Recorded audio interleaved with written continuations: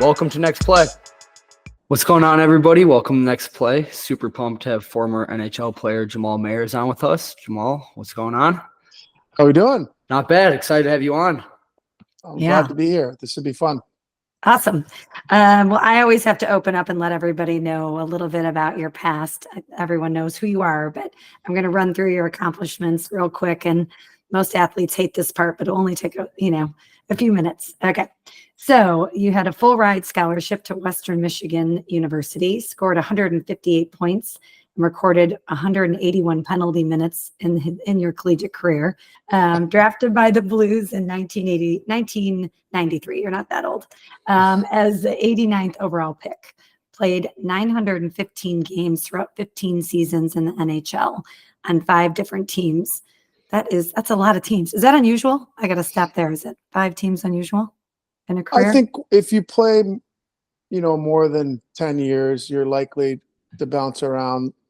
As I told my wife, if I play as long as I want to, because I played 10 years in St. Louis, but I kept telling her, well, I could make it up on the back end, and I did. So yes. I think the last 4 years, I was on 5 teams or 4 teams. So it's like to bounce around. All right, that makes sense. Yeah. Of course, our favorite is the Chicago Blackhawks. We are Blackhawks fans over here. Had 90 goals, 129 assists in your career, and you won the Stanley Cup with the Blackhawks. Owen, I don't know how old you were, 2013, but you remember that. Hell yeah. We went crazy over here. Internationally, you represented Canada 3 times at the World Championship in 2000, 2007, 2008, which included helping Canada win the gold medal in 2007 and the silver medal in 2008. Was that cool? Yes. Unreal. Yeah. When we won in 2007, it was in Russia, in St. Petersburg. Unfortunately, the next year we lost when it was in Canada. We lost to Russia at home, but winning it in Russia or winning it at any point was pretty special because you're playing for your country. It's a different feeling for sure. And you're currently working as a broadcaster and analyst with NBC Sports. And really cool on the list, you are an author. I love that book, Hockey is for Me. Is there another book coming at some point, do you think? Well, oddly enough, I wrote like 5 or 6 of the books. When I was with the Hawks, we ended up publishing one of them. But we'll see. I'm hoping that we can turn it into an animated series, perhaps. I'm working with a company called Lion Forge here in St. Louis. We'll see if that comes to fruition. But it was a fun project. Started it when my little guy was 4 or 5 years old, and just wanted to get creative and do something different. And instead of reading a book to him, I created one, and it kind of grew from there. Yeah, that's awesome. I appreciate that. Well, here on Next Play, we talk about the mental side of the game. I also know you're a coach. We'll get to that later, and the trickiness of that, harder than being a player, I would imagine, in some ways. But you and I spoke earlier before, just to get to know each other, and we talked about mindset and mental toughness when you were playing, and how it's there wasn't a name for it. So I'm curious, over your 15-year career, how it evolved, the way it was talked about and the way you sort of approached it.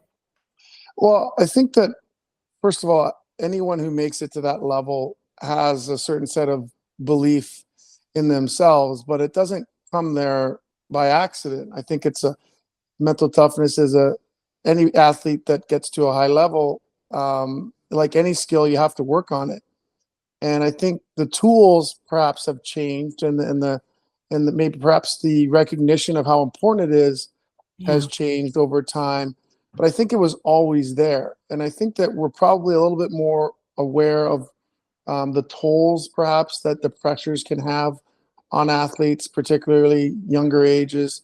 And I think the coping mechanisms and the coping skills and the skills to become great at something have become more readily available to kids, and recognizing within themselves whether or not they're struggling and finding ways to cope is also a challenge.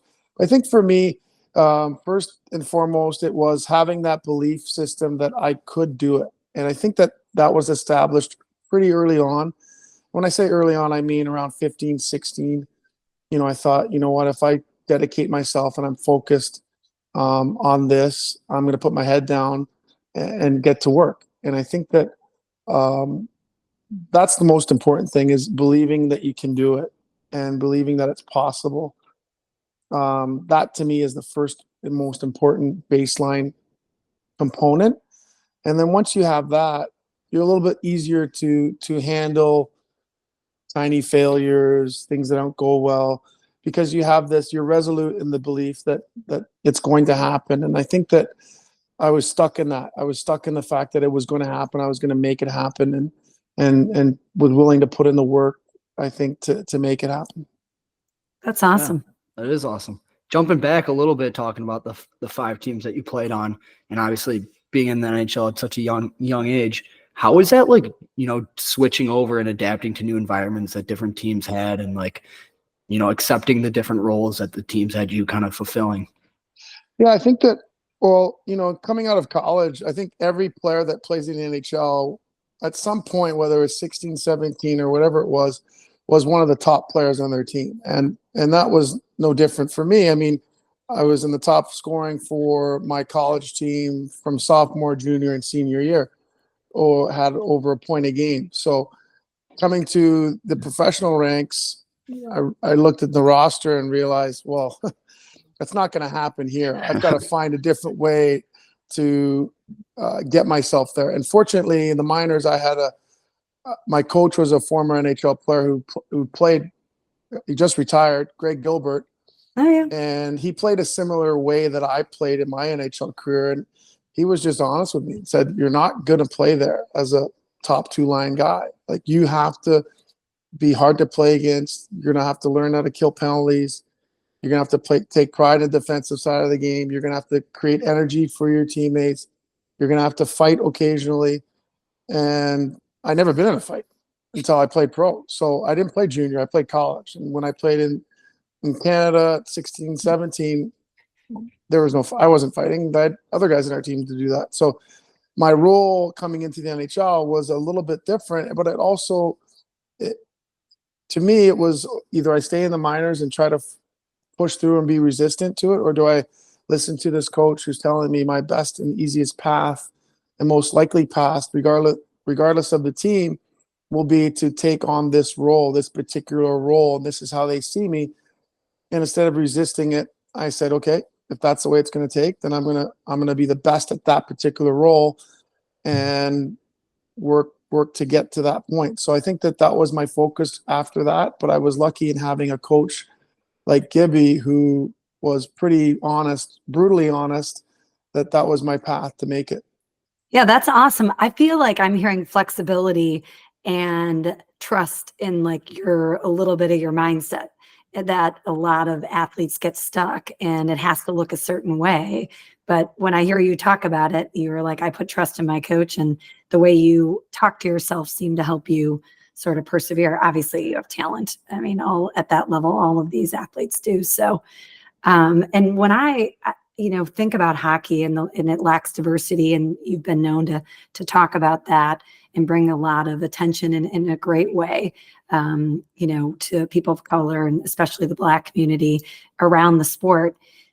Was there a mindset in not, having few sort of role models for you that look like you in that way, or how did you kind of, manage that lack of diversity in the sport?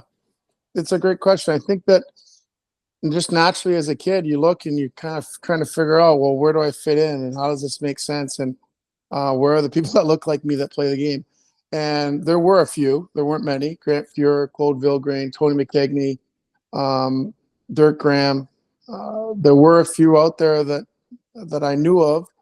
I played with a guy named Anson Carter when I was 15 at Don Mills Flyers in Toronto, who went on to have a great career.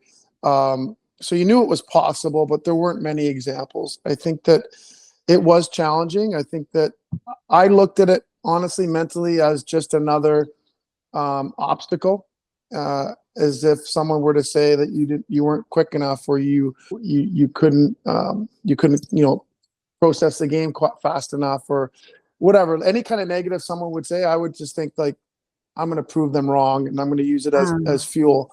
And I think early on, I'm not going to lie to you, there were issues and there was instances that did happen, unfortunately. But I think that, credit to my brother who was 6 years older and my mom, they were really adamant about using it as fuel and going out and proving people wrong. And that meant going out and scoring more goals and going out and producing and letting your play dictate and the naysayers, if you will. So I think as you get older, you want to be a good example as well. And so as you get into your career, you know that there's other kids that are probably look like you, and you want to make sure that you're doing the right things and playing the game the right way, and hopefully inspire them to want to do the same. So not to digress, but I think as a sport, it's important for us to make sure that we make it inclusive. And that's not just words. I think it's, at the end of the day, what I love about our game is that it teaches so many great life lessons, from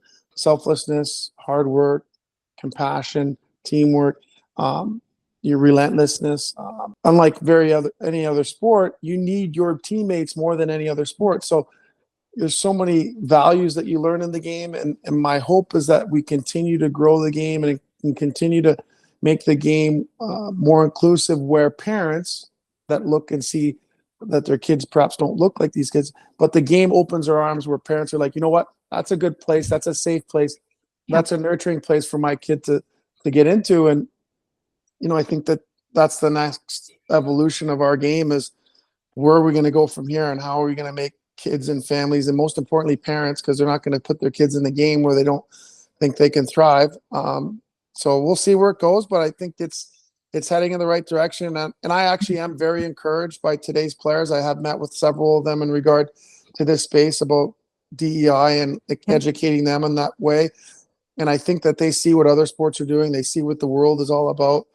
It doesn't matter if they're from Moose Jaw, Saskatchewan. They've got friends from all over the world in different places. And so I think I'm very encouraged by today's players that want to help grow the game and understand the value of growing the game and what it means, and the impact that they can have.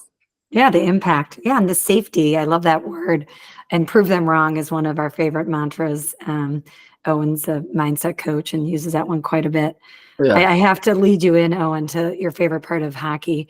And I know it's a question you have. I was definitely most excited to ask this question. Talking a little bit about the fighting, I know you mentioned it earlier. It was one of the roles that you kind of had to adapt to.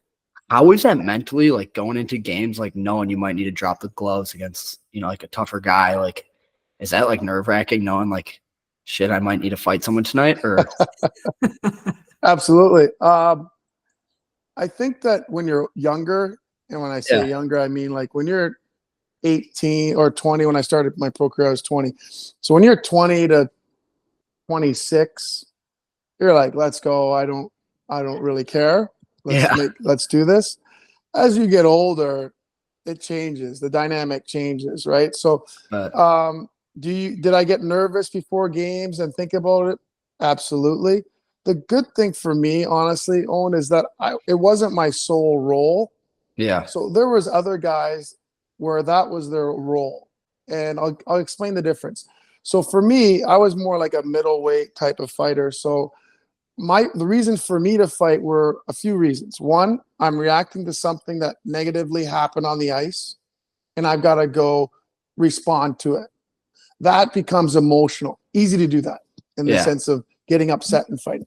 Yeah. The second reason would be perhaps something would happen to me, and I've got to stick up for myself. Yeah. Another way, you're emotionally invested, easy to respond in the sense of that. And the third one would be, I don't like the way our team's playing. I got to change something. I've got to go in and do something about it and change the momentum. Again, I can emotionally invest in those three reasons. Where the most impressive and perhaps even more difficult category is the fourth one, where you're talking heavyweights, that really don't exist anymore, but they were fighting for no reason, just that everybody in the building wanted. They're not even angry about something. They just get out there, they line up, and they know they've got to fight this animal across from them. That, to me, I don't know how they did that. That job, I don't understand it, because they weren't upset. They weren't mad. Nothing happened. They just knew they had to fight the toughest guy in the other team before the game even happened. So I was lucky because I was emotionally invested in what was happening. Doesn't mean I wasn't afraid. Doesn't mean I wasn't scared. I think that I was definitely nervous before every fight, and I think if you weren't, those are the moments where you get hurt. Yeah, you get caught. So, and then you start to learn. Okay, I got to start preparing myself in the summer. And I'm being honest. I started taking Krav Maga, which is a Israeli defense fighting, and one of the few martial arts where it's offensive. Most martial arts are defensive, where you're reacting to somebody. This is one where it's very offensive. Yeah. And one of the takeaways I got from that was, how many people like to get punched in the face? No one. But that taught me to actually watch the punches come, which versus like, anyone gets hit, they put their head down, which is probably the worst thing in the world you could do. So doing that, even though you're getting hit, it's like, at least you're like taking a glancing punch, or at least you're seeing it coming.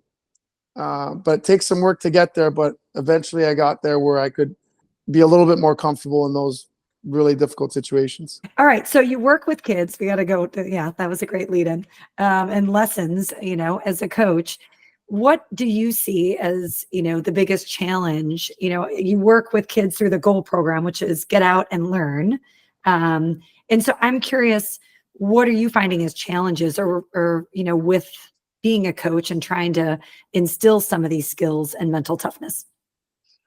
Yeah, I think the most important thing for me is, like, I coach my 11-year-old, my son will be 12, so they're peewees. And the biggest thing for me is I have to make sure they know that I care. And so, listen, when I was playing from 12 to 38, I wasn't sure if the coach cared. And at that point, I didn't, and I was actually okay with it. He was my coach. He tells me to go through the wall. I'm going to do this. I'm going to do exactly what he says. And that's it. There's some coaches I think liked me. I'm not really sure. I didn't really have a relationship with my coaches. That's changed. And the game's changed where younger people now, they want to know you care. So I make sure my players know that I care about them first as people and their families, and making sure that they're okay, and that we're good. But then once they know that I care, to me, now they know I can coach them. And sometimes they're going to hear the things that they don't like. Sometimes they're going to hear things that are negative. And what I'm teaching them is that honesty is where they're going to improve. And the challenge is every day for me as a coach is keeping that balance. I want to make sure that I'm still coaching them, because I think the expectations I don't think kids have changed. I think our expectations of them have changed in some ways. So I hold them to a high standard. And I like to think that once we establish, and I've been with this group for a while, we've established a work ethic level and a level of compete that has become their standard. And so now that it's their standard, I can just remind them that and ask them, is that up to your standard? Was that the way that we were supposed to play as a team? And we're at a point now where they know that that's not what they did wrong, or that mostly it's effort, because I also like to tell our coaches every year and remind them we want to reward intention, not the result, because they're not professionals. So I don't want to make them nervous to make a play or want the puck or do things with it. And when they make a play and it doesn't work, I want to talk to them about, that's the right idea. Next time you're going to make it work. I don't want to get them thinking like, oh, don't do that. Right? Because I think you should, to me, it's about, they're going to keep doing it. They're going to keep doing it. They're going to get better at it. They're going to figure it out. So it's an amazing challenge. It's something that I take seriously. Something that I think about every day. How are we going to get them to this level? How are we going to get to the next level? How am I going to help this kid? Why is for some reason it's not working with him? I got to find a new way. Maybe it's an assistant coach talking to him try to get it out of him. My approach perhaps isn't working. I'm making him more nervous versus helping him. How do I figure that part out? Yeah, the Getting them, best coaches adjust, in my opinion. Like yeah, how talk the way you're talking, because they're not all the same, right? And right. some kids, aren't quick to communicate where others are. And so, yeah, I hear it. Yeah.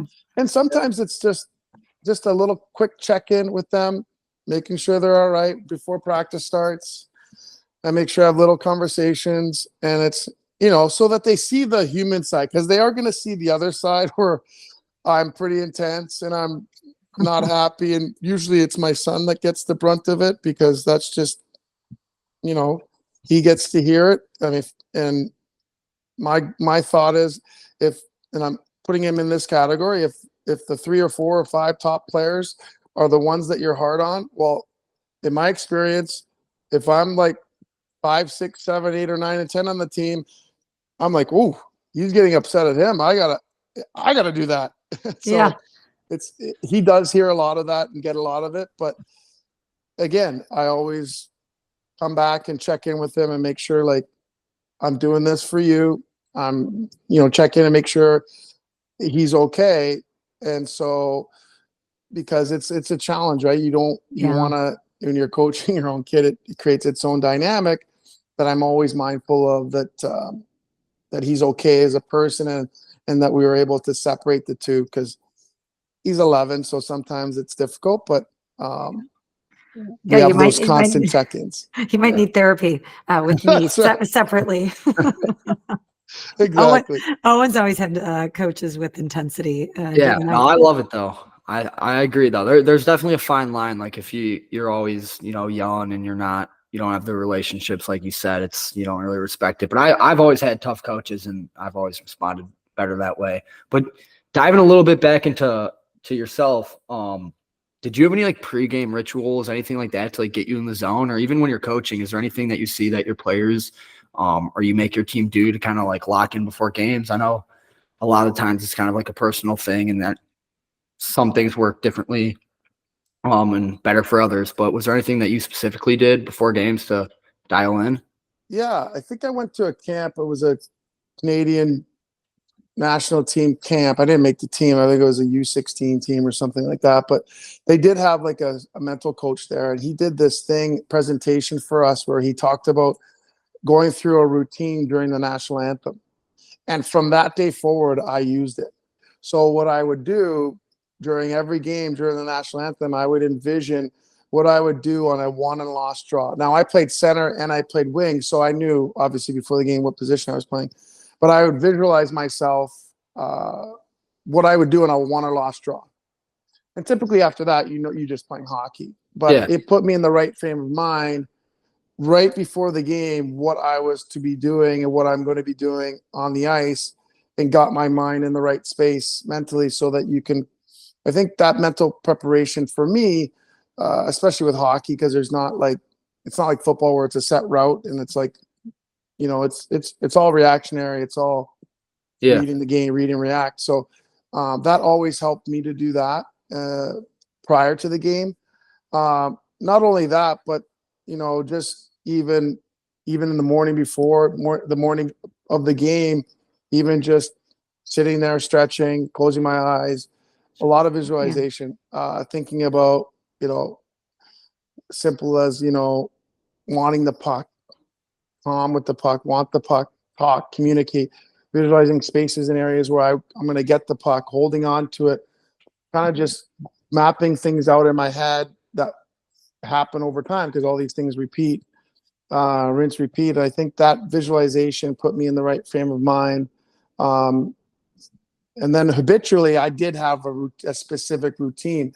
Now, that routine got disrupted and destroyed when kids came, and I learned that the routine isn't as important as it used to be, because, well, I plan on having an hour and a half nap, and I got one of them going down for a nap, so no nap. Yeah. And then you have a good game and you realize, I guess I didn't need a nap. Yeah. And so the routines, my thought was always, I'll keep my routine. If something disrupts my routine, but it's not me, then it's not going to affect, because, you start to get superstitious. For me, it was, if I do try to do my routine and something disrupts it, that wasn't my control. I still tried to do my routine. So nothing no negative thoughts came in. Yeah. Okay. So what about with the Blackhawks at 2013? Did the superstitions just grow throughout that, what was it, game 7? You guys won it in game 7 or no? We won a game 6. 6.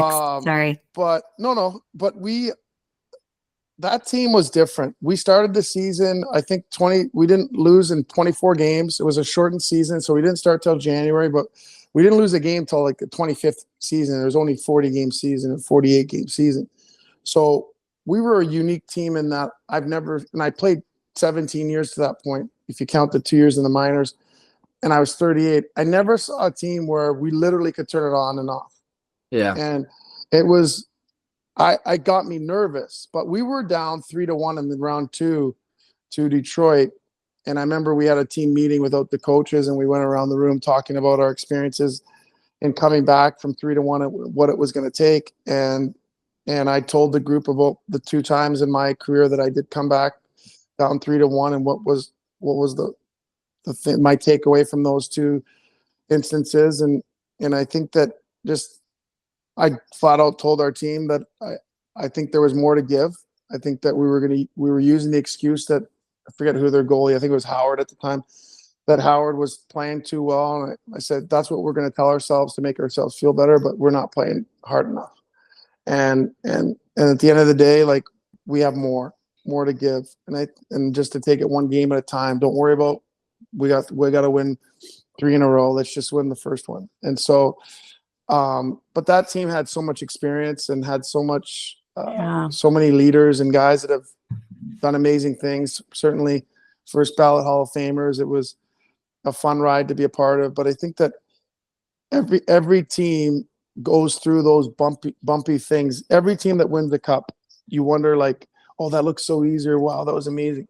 Every team's journey to win, so difficult. 4 rounds, 2 months long. It's literally a marathon, and it's amazing when you finally get there, for sure. Yeah. Was there anything, like, different from, like, the mental standpoint? The nerves, I'm sure, were much different during the Stanley Cup, but did you guys try to, like, kind of like you said, like, just treat it like another game, another series? Or was it, like, anything that you guys did a little differently, obviously, for a game that big? I think there's a guy like Kaner never said much, but before game 6, we were having either it was a dinner the night before, or maybe it was a pregame meal. And he just said, you know what? He said, let the team know, like, guys, this game's going to have momentum swings. Like, there's something we're not expecting that's going to happen. And we just got to stay in the game and stay in the moment and not, like, worry about the result. Just stay present in the game and understand that we're going to find a way. And that's probably my biggest takeaway about that team, is I don't think Corey Crawford gets enough credit. He literally lost his net, I believe, against Nashville during that playoff run, or maybe I'm confusing the 2 different things, but he's a guy that was a winner. And It didn't matter if we had to win 6, like, if he let in 4 goals, he's not letting in the 5th. Like that's mental toughness right it's there, unbelievable. Right? Yes. Yeah. Like, and if you go back and watch him, he is a lesson in mental toughness. Anytime there a goal, let's say a defenseman turned the puck over, Pete's up the middle, goal scored. He never gave his defenseman a stink eye or a bad look. Same thing. Turn around, took a drink from his water, turned back around. Yeah. Never once. You never once knew. And if he let in a bad goal, never once knew. He parked it. It was gone. Drink of water, turn around, reset, back again. And so I don't think, like, to me, I put such a premium on winners and winning. And I like the fact that some guys are in the Hall of Fame, maybe being on TV right now, that never won, but win a bunch of games. You got to win. You have to win. And so to me, like, I put Corey above other people that maybe have more wins or maybe played longer. The fact that he won 2 cups is just, I don't think he gets enough credit. it's almost like Grant Fuhrer, because the Oilers are so good offensively. Grant was much the same. They might win 7-5, but he's not letting in that critical goal. He's like, to me, goaltenders that win, I think, is a premium over how many wins they win in the regular season. Absolutely. How long do you get to hold that Stanley Cup? What's the rule on that? You know, is it just like a day that you guys all get it? Yeah, it was basically, I got it like 7 a.m. and then had it until midnight that night. You wish you wouldn't have said this, but it was such a amazing, exhausting, long day. It was so much fun. Lots of friends and family, obviously, and coaches from my past all flew in. It was a ton of fun. But by the end of it, you're like, okay, take it. Even though you can't believe you're saying that, but by the end of it, from going to Children's Hospital, pub crawl, party here, there, take it here. It was a lifelong dream, and Cool. I'm glad I have pictures to remember, and I stayed present. I was good. I had a good time, and we had so much fun, and so fun to see your friends and family enjoy it too. I think seeing it in their face and their eyes and their energy is like probably the best part. For sure. Yeah, kind of another quick question for you. We talked a little bit about your goalie. Obviously a very mentally tough dude, but is there a way for like you to like define mental toughness? Is there like anything that comes to mind for you when you're like, all right, this is what mental toughness means? I think for me, I think when you first said mental toughness, I think of resilience. And to me, resilience is dusting yourself back off when things don't go well. That to me is mental toughness. And there's moments where things that you don't expect are going to happen. And that could be within the game. That could be in a practice. That can be over the course of a season. That could be over the course of a few years. But the people that have the resilience to get back up, dust themselves off, and continue to work will have success. And so that's how I define mental toughness. I love that. And I'll give you another example. So to get our kids into the right mindset, we're going to give them this little like index card that's laminated, has their name on it, cool graphics, whatever. But on it, it's going to say a few things. The first side's going to say like what they've done in the last year or two that makes them a great player. Like, I'll give you an example. So for my son, on one side of his card, it's going to say, you have shown an ability to set the compete level for our team. Next point for him is going to be, at your best, you drive our offense. The next point is going to be, you have stepped up in offensive moments time after time. And then on the other side of the card, it's going to say, if I'm not a hunter, I'm average. My speed is my best weapon. Defending is about my stick position. So there's some affirmations there that are going to be in his little kit bag. And I'm going to ask the coaches, like, we're going to just take different players that we know better than others. And we're going to write that for each player. And that's going to be their little thing that they're going to look at before the game to get them into the right mind space. And as you can tell, almost all positive, but a couple reminders in there to let them know, like, this is what I have to do to be successful, but not too much information to overload them where they're overthinking. All with the idea that we're going to give them the tools to develop their own process for preparing for games, and we'll help give them those examples, but also arming them with, what could be their shield of mental toughness. Because to me, when you also talk about resilience, I also talk about confidence. And not to digress, but one of the things that was most impressive about Kane and Taze, you have to understand, I had played 17 years until playing with them. So I get there, and what was amazing to me about particularly Kaner was he had an unwavering confidence. And I'm thinking to myself, this guy has turned the puck over 4 times. He hasn't scored in 6 games, which is probably an eternity for him. And he's like, give me the puck. I'm going to end this game right now. And I'm like, I love I it. would be like, don't give me the puck. I don't even know if I want to be out here right now. I've been awful the last 3 games. Yeah. But where did he develop that? My thought, and I haven't talked to him about this, is he must have had this from 14 or 15. Doesn't matter if I haven't scored in 4 games. I'm ending this game. And so that's where I'm trying to get our players to, where they get to a point where it's unwavering. And that is powerful stuff. That if you have that, you can withstand a coach that doesn't like you.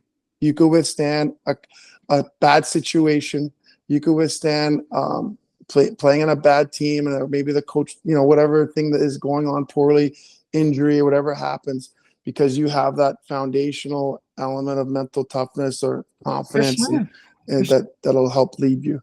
What I love about that answer, Jamal, is it helps them know it's a skill and that you're giving them the tools by saying, you're not just born with resilience or, that confidence. You can develop it by continuing to get back up and continuing to talk to yourself differently. And I think it's cool that you're giving him, that messaging to really recognize, that the greats aren't just, born into that they work for it. So that's awesome. Yes. We've kept you long enough here, but it's always, I have this thing with hockey players. I think it's the culture. I find every hockey player I meet so humble. That's a thing, right? It's a thing. I feel like hockey players are cool and humble. I don't know.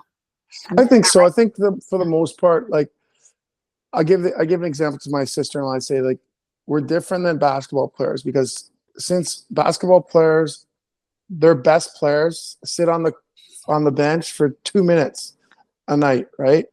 Our best players in our game can only play half the game.